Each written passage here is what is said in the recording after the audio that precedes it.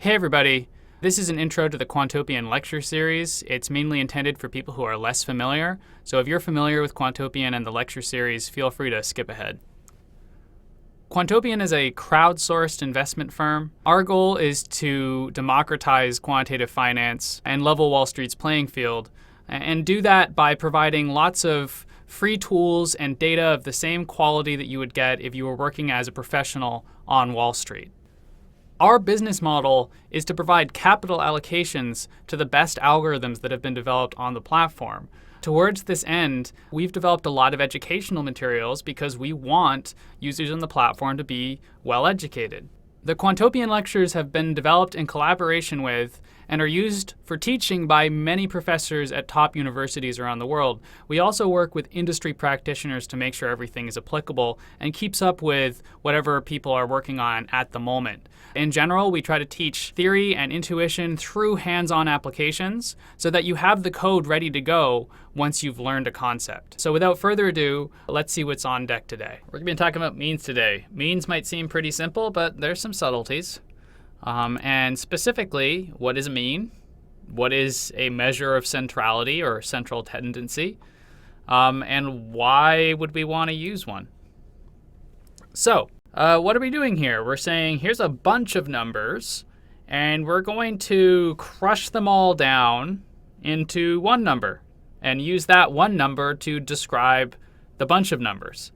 So the way I like to think about it is that one number is really just an angle. It's like some kind of weird lens onto the whole set of bunch of numbers. So it's one way of looking at the set of numbers. And different ways of looking at the set of numbers are going to be useful in different contexts, right? So it's not like a mean has any inherent meaning, but more so that it's useful in some cases when you need to know about where kind of the center of a set of numbers lies. So that's really what means are useful for. So the default mean is the arithmetic mean. And this is the one that everybody thinks of when they say mean or average. It's the most common one. And it's really simple. All you do is you sum up or add up all of your numbers, you divide by the total number of numbers, and then that's the mean. You can see that mu here is the Greek letter that's used to denote the mean or the arithmetic mean in many cases in math and physics. And so here's some code to do that. We're just going to import some libraries, and then we'll go ahead and we'll make one set of data, which is just a set of numbers. We're going to make another set of data, which is the first set of numbers, but with an extra number attached to it. So we're not adding 100 to all of them. That's only kind of automatic syntax if you use NumPy arrays. For Python lists, it just adds that element. So if we were to go ahead and run this cell and then print out x2, you'll see that it's a list with 100 tacked onto the end. And again, really what we're looking at here is like one number that's trying to describe a whole set of numbers. So it's never going to be that precise, but let's talk about that here. So in this case, the sum of these numbers is 29. There's 8 numbers, so that means the mean is 3.625, and we're just using the NumPy mean function.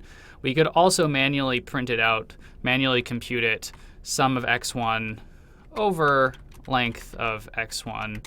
And actually in Python, you'll see here, because length is an integer, in computer programming languages, oftentimes if you have an integer as one of your arguments, the entire computation will kind of be cast down to integers, so it will be rounded down. We don't want that here, so we're going to do something called float, which turns it into a float, which is a floating point number, which has much more precision. And you'll see here when we turn it into a float, we get the same answer and the correct answer out of as the numpy.mean function. So this is just verifying that the function does what it says it does. And so what's going on here? You can see that the mean of x1 is 3.625. Do you think that this describes this set well? Well, what do you mean by describe, right? Like, what is your use case? What are you trying to measure? Numbers by themselves are very rarely helpful. Oftentimes what you want is you're comparing numbers. So let's compare these two sets, right? The second set has that 100 added to it, and you can see that mean is 14.3. Does 14.3 reflect anything about 100? Does it reflect anything about these numbers? Not really.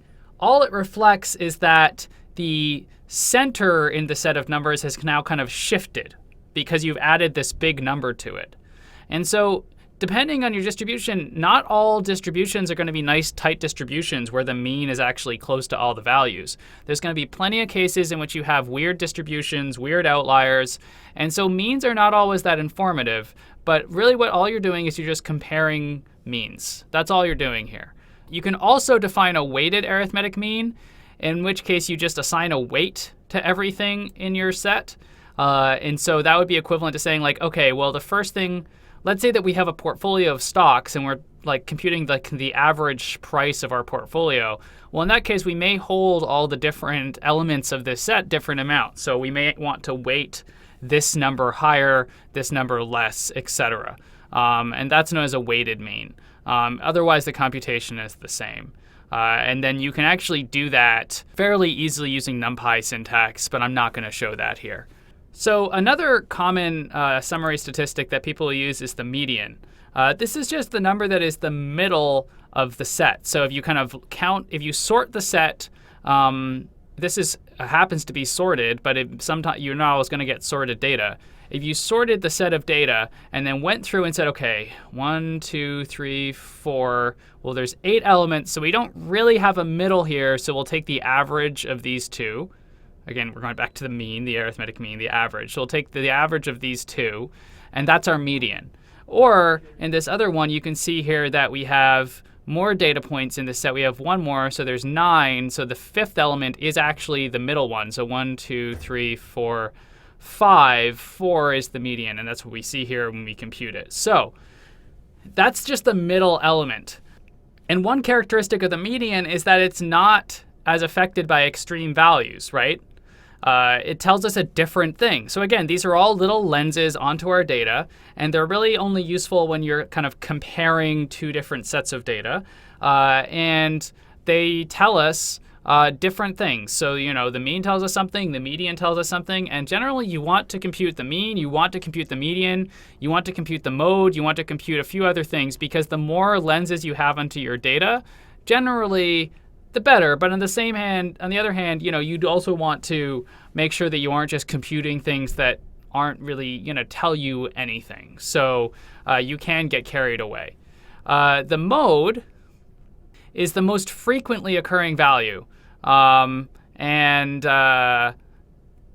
This is a little bit of a quirk here, but the built-in function returns exactly one value even if two values occur the same number of times, so they're tied, or if no value appears more than once. So you can imagine a perfectly unique set of data, 1, 2, 3, 4, 5, 6, 7, 8, 9, 10. It wouldn't really know what to return there, right? It will return just one thing. It wouldn't return the fact that there's ties. And the same thing is true if there's a tie. It would just return one of the tied elements. So depending on your use case, you may or may not be able to use this. Here we have just a little function which computes the mode for you, even in the case of ties. And you can see here that SciPy would say, well, let's look at our data. 2 is the mode of this set because it's the one that occurs the most often. But 2 and 5 are really identical modes of this set because they both occur the same degree. So again, it's another lens into your data. What occurs the most? Your mean might be 100 and your mode might be 1. You just don't know, right? Like there can be weird distributions of data. And it's important to kind of get a sense of what different things are going on inside your data. So these are all helping us do that.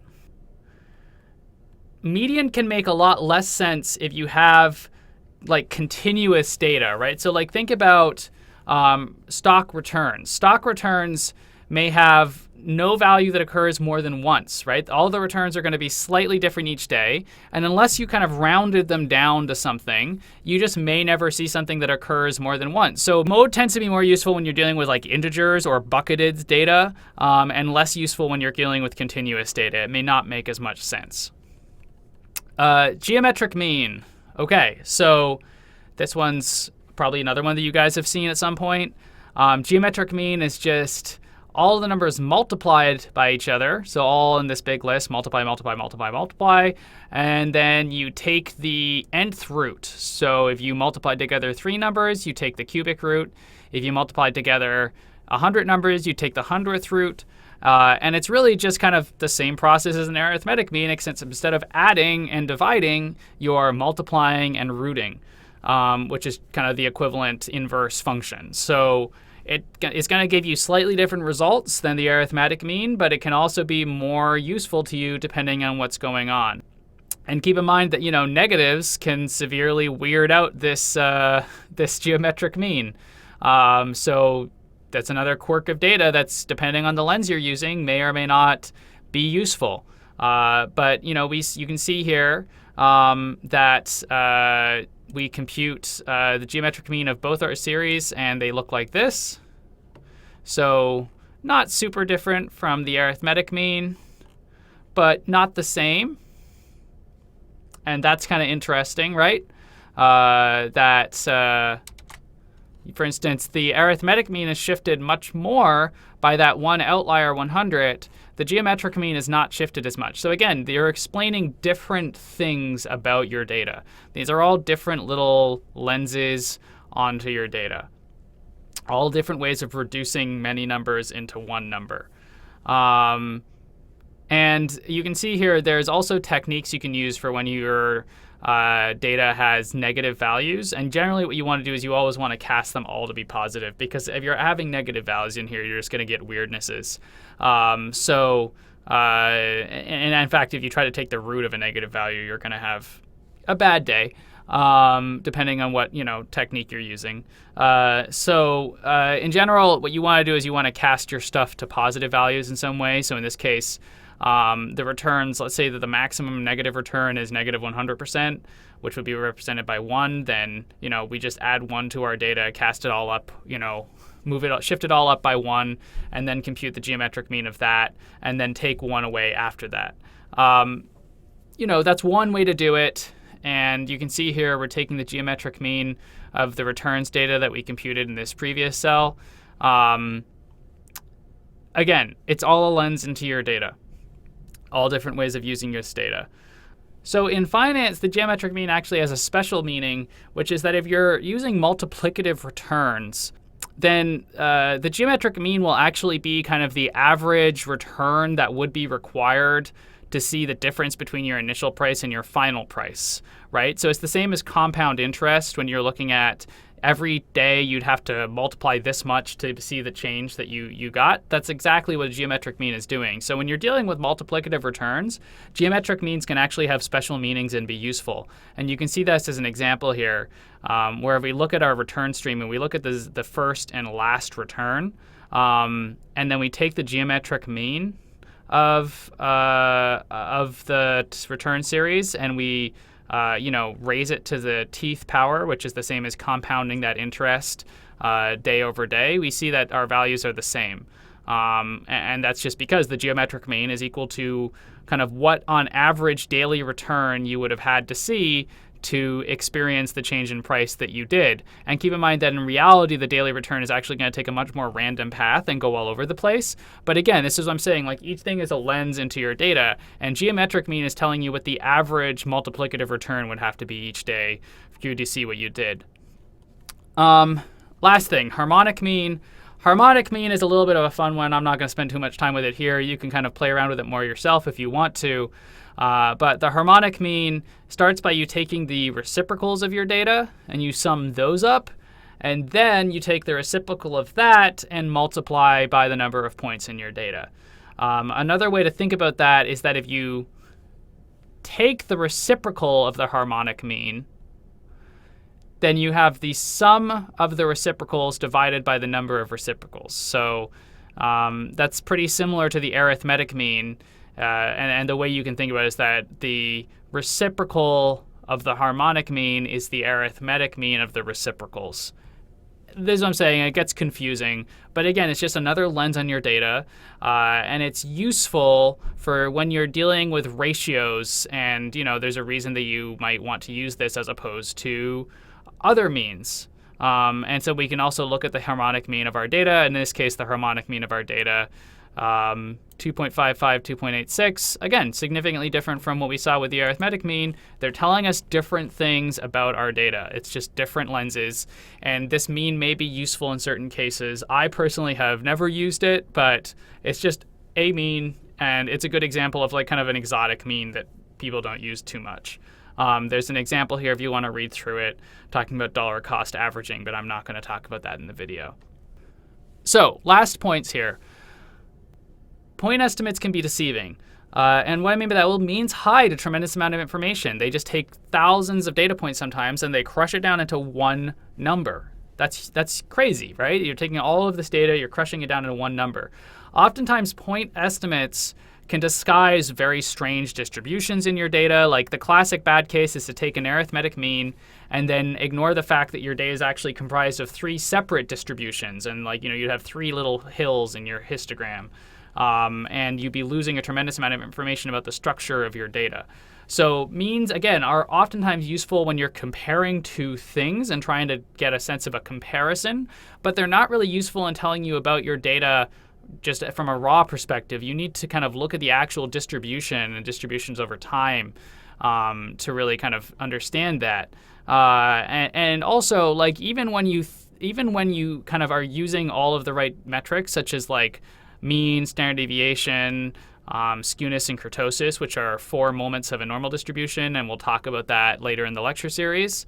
There's another classic bad case, which is, let's say that you take the mean and standard deviation of your data, and then you assume that, I know that in a normal distribution, it's very unlikely to have over 3 standard deviation events occur, so I'm just, going to have, say, I'm not worried about those. But again, what if your data is 3 different separate distributions and the mean ends up being something in the middle? But of course, you're going to see stuff on the outsides way more than 3 standard deviations all the time. So in general, try not to assume distributions unless you really have to, and try to really check what the distributions are in your underlying data before you go into them. So that's all the points I wanted to make here is that, means are useful, but they're often useful more for comparing than they are for telling you absolute things about your data. And they can be deceiving, and you always want to try to get a sense of what the underlying distribution is in your data. Hey everybody, thanks for watching another Quantopian lecture video. I just wanted to say that all the lectures are always freely available at quantopian.com/lectures. We also hold workshops around the world. Information on those can be found at quantopian.com/workshops. We work with local experts to bring you full-day interactive hands-on approaches to learning this stuff and try to focus more on giving you the tools so that you can leave the workshop able to learn more on your own than trying to cover any specific technique. For information on events near you, you can check our events page, also linked from here, and see if there are events coming up nearby that you might be interested in. This also includes meetups and hackathons and all sorts of stuff in addition that we do to try to make education more accessible. Lastly, if there's anything that confused you today, or if you want to start a discussion on the stuff that you learned, please head over to the community forums available under Community Forums in the menu bar. Post a question, look for other similar questions. In general, it's there to really give you more tools to keep moving forward and not get stuck and continue using the knowledge that you learned in the lecture series. So again, thanks for listening, and hopefully I'll see you again soon.